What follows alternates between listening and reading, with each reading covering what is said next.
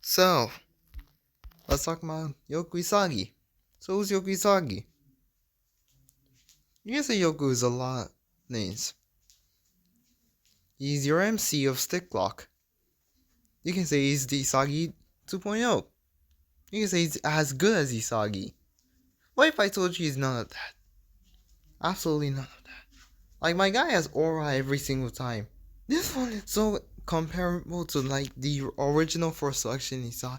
Like, clearly it's very much different, and he has a big ego. Not exactly a big ego, but he's really showing it. Now let's talk about his skills and abilities.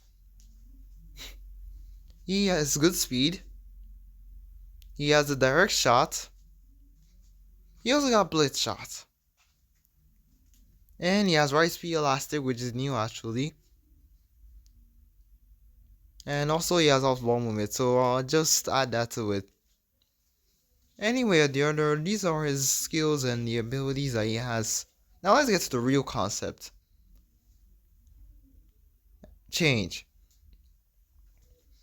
Now first of all, what is change? Change is the act of making something different, altering or modifying it. Also replacing something with something else, especially something of the same kind as newer or better. Also an act or process of which something becomes different. Now those are the basic definitions of change. But now let's look at the real concepts of how like celebrities describe it. And different quotes that actually that I want to brush up on for the act of change. Now, Barack Obama, he said change will not come if we wait for some other time. We are not what we've been waiting for. We are the change that we seek. By the way, it's Barack Obama. You already know that this is the solution we've been looking for. That in order to achieve change, we can't wait for other people and we should put things off. Another quote says by Mandy Hill, change is painful, but nothing is as painful as staying stuck somewhere you don't belong. Truly, this one kind of hit me though. Like, when I was thinking of this one actually came for Yoku Isagi specifically. Because when I think about change, I kind of think about MC Yoku. Because in a way, he actually has changed a lot. Now, how you talk about Yoku from turning from this to this? Real quick, time for the full analysis of the second selection match. Now, it's Team Blue versus Team Red. Obviously, it's Alfred Baru's team, Yoku's team. This is Yoku's chance to become a superstar. So obviously, real quick, wait, let me just reverse it back real quick. And talk more on, this. Now here you can see, based on my analysis, I can say, Natura wants career is on the line anyway to win this game. But Yoku here wants to prove to Natura that he's a superstar. That is one analysis I've already picked up from here. So in this case, Yoku wants to be more of like a change that I naturally don't know. Anyway, let's continue. So back to here. Nacho dribbles past everyone. Nacho is, this is another. You're at this point here.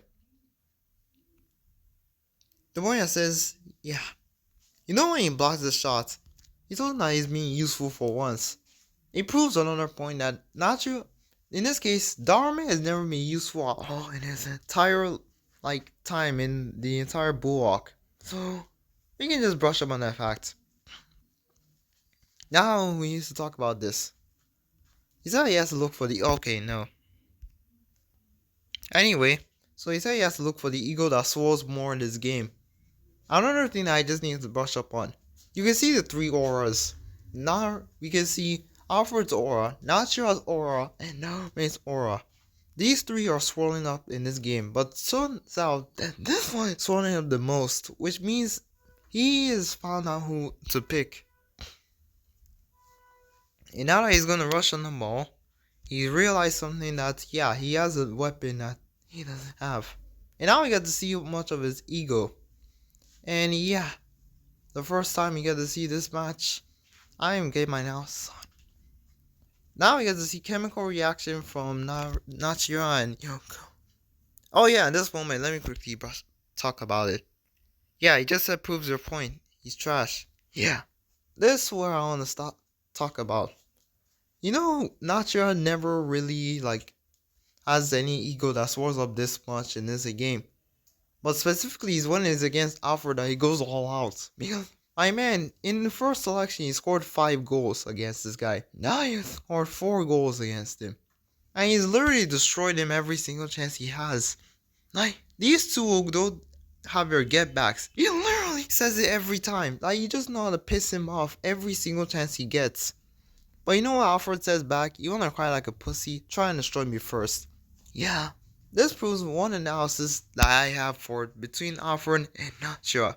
Alfred basically has been the one pissing him off from the start of the first selection. And this has been really proven already. So I don't have anything to do. Anyway, yeah, he scored a goal. And yeah, this is another thing. Now we look at Darume's side of the story. We can see here that he's seen the superstar potential in both Alfred and Nachira, proving one thing. Since they were both the top goal scorers with 16 goals, I can already say that. Anyway, since they were both the top goal scorers in the first selection, and practically they're both superstars, yeah, score to prove his word. Like, you can see the literal both egos at once. Clearly, it was already proven, so we don't have to brush up on that. Now he says he doesn't want to come out and get bullied. Now let me just stop it here real quick and talk about Darume's backstory. Saying that he's been bullied in school every single time because he plays football. But you know one thing? He knows that his mom has told him that he will make it as a footballer one day. Like, seriously, what is it with everyone just beating someone up? And yeah, we get to see another thing that he's invited to Bulldog during this time. He's trying to prove to everyone that he's not trash. And also, in times of trouble, he got his mom's necklace. Which now I can finally realize why does he keep it every single time. I can finally see it. They say he wants to prove all his haters wrong. So basically, if I was to analyze this, I would say no one in history, like every single person that Darume has seen, he's always been bullied by them. Literally, his classmates bully him. So basically, if he does good, he gets bullied. That's my analysis. And now we get to see another one. Where he's tired of assisting. Of course, it's Yoku, my MC. He's already tired of assisting. And this is where the time I can finally fully analyze change. Like, you can see his aura starting to become more light compared to the original aura he had. Because last time his aura was red. But now I don't see it anymore. So, clearly, there's a sign of change coming. And now we get to this. His job is to beat him. Pass the ball back. Now, of course, yeah, this is one thing I want to talk about. The fact that Alfred still calls him a weakling proves everything that he's been practically crap this entire game. I think I can see why Alfred calls him a weakling. I'm guessing in their second selection game, they lost badly. Not guessing badly. I guess he was just being carried by Alfred. And I guess I can say one thing. Darume is just trash. I guess that's why you call him a weakling here. And now back to the second selection match. Gets past him, scores. And he's not. Yeah, this is the mistake. Real quick, this is where I get to say Natural truly has a commanding presence. This man can literally intimidate someone, specifically Darume, and force it to make a mistake to score. No wonder it was 4-3. I can still get the reason why. Now he has to say his endings himself, gets past Yoku easily, and now he forgot to mount it. Aha, yes, this is the moment. This is the moment we've been waiting for. Something I wanted to talk about real quick. This is Darume's last chance. This was Darume's last final chance to prove to everyone that he's literally not a hater. Like, he was going to specifically copy Yoku's direct shot, in this case, Yoichi's direct shot, in order to score. But you know what happens next? This chance was literally missed. That's right, he missed the chance. We said it, and even Yoku himself has realized that he found his last piece. And now we can just brush up on this fact. So we can see that Darume lacks finishing. Pretty much obvious on the D there. And he lacks soloing, which Yoku clearly has. I said, in order for him to survive, he has to use his move and win the game.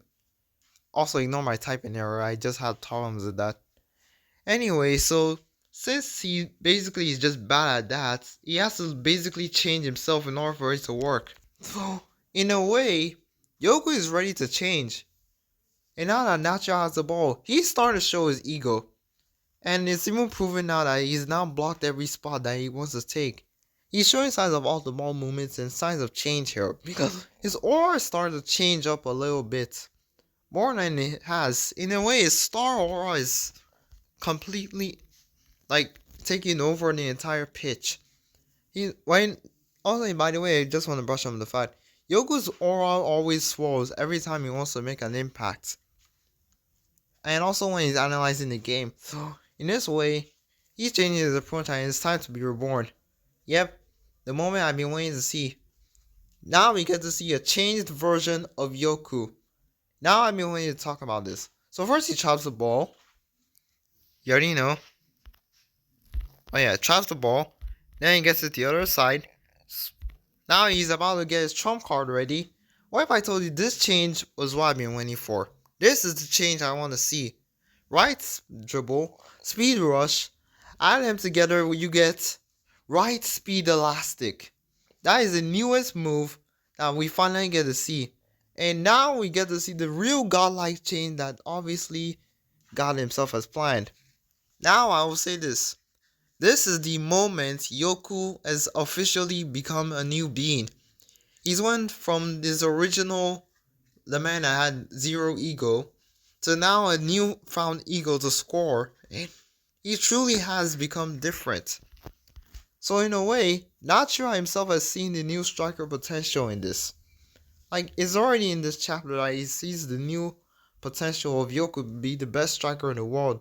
Because before he was a midfielder, but seeing his ego, now you can see his new found star aura. Because compared to all the star auras before that was just different, in this case, this one is a more evolved version of it. Now that proves my point. Now real quick, let's gonna add more fire to this to prove my point that Yoku Isagi is proving the concept of change. And let's just wait a moment real quick. Now let's get to the light novel. Now let me do my quick analysis. So the light novel is about change. This is Yoku Isagi's backstory that his man boy made fun of because he was skinny. But then he liked football. And you already know he never gave up on his dreams. Real quick, Yoku was always like this. The man was always made fun because he was skinny. And now we can say it truly proves everything. It proves my points. It proves me as a person that he's skinny. And now we get to this part here. The part where he flops so badly as a striker that everyone's telling that he should change his position. Even his own coach. Everyone's telling that he should try different positions. Specifically defender, striker, and even goalkeeper. But even that itself is not enough to stop Yoku. Which proves that he can literally put him in any position and still try and score. Which actually happened because he did score as a defender. Specifically a long shot. And this proves that you can't change this man. This man can literally change himself. I even see the teammates. They said a defender like you scoring from the halfway line is insane. Literally, he said he would never give up in dreams of becoming the best. You literally said put him in any position you'll score. That is a sign of ego there. Specifically, that was a sign of ego. Yoku is specifically different from everyone else. The man was willing to change. And that itself proves that Yoku Isagi was destined to be the one to change. Because this is the sign that the Star Wars was already about to begin. This panels and all these things showing his original starts there. Everything just proves that he's ready to change. But we got the other side. Remember Ryusuke Gyro from the first cover? No, not even the first cover, the first chapter. Yeah, this man is out for the revenge. I'm just gonna skim through this guy real quick because I don't even have any video. I will specifically get to this video later on in the story. So I would just say this man is out for revenge. His chains and darkness has literally swirled over him. The man is in Germany. He's trying to show Yoku that he's literally him. He's gonna break his him. Oh yeah, let me brush up on the fact that now he has a new move called Dark Impact. So new move for Risky Gyro Yao has a power move that is as strong as Kaiser Impact called Dark Impact. And he has a new aura that is as dark as it. He also has Dark Stars. So yeah, I kind of like the transition. Went from the normal fun boy to literally a destructive force. The man don't care anymore. Now remember my video on why Yoku is the next MC of Bullock? Yeah, remember that video? Yeah, here it is. I'm not gonna brush up on that thing again. All I can say is, like, remember I was talking about Yoku being fit for the MC and how he has the potential. And real quick, I'm not gonna brush up on it. Real quick, let's just relate it to Yoku Isagi. He has the same aura, not exactly, but has star aura. He has good ego. Bro can really just change himself to master his skills. He's willing to just bring everything down just as he has the ego is for. Boom. And he also has the biggest aura here, so and he's ready to literally put everything out there. Well, I rest my case.